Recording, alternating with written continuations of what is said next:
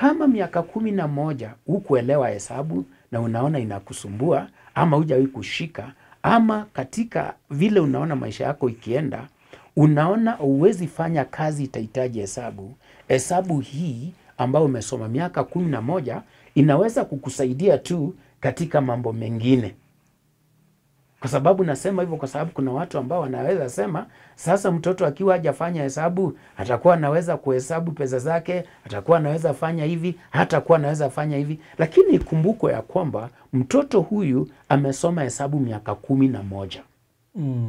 Na sasa anaambiwa kwa sababu kazi ama profession ile unataka sasa hahitaji hesabu, na hii haimaanishi mtoto yule anafanya humanities ama mtoto anafanya arts and sports hawezi fanya hesabu.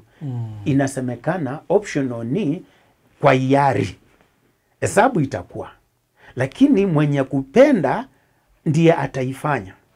Na hii ina logic katika mambo ya mafundisho na mafunzo, curriculum. Logic ni kwamba endapo ili jambo nimesumbuana nayo miaka 11 na mpaka hiyo wakati wote nimeona siwezi au sijawahi kuishika vizuri, kwa nini tena hii jambo inizuie kuendelea maishani? Kwa sababu haya masomo ili grade yani mini grade ya kila elimu inaangaliwa. Hata hizi vitu unasikia za CBC, exceeding expectations, EEE, ama approaching expectations, ama meeting expectations, ama below expectations, zinapeanwa kulingana na ile mean.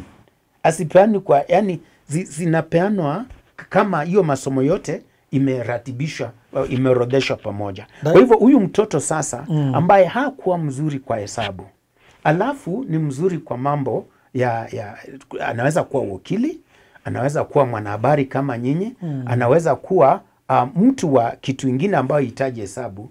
Kwa nini hiyo maisha yake ikatwe?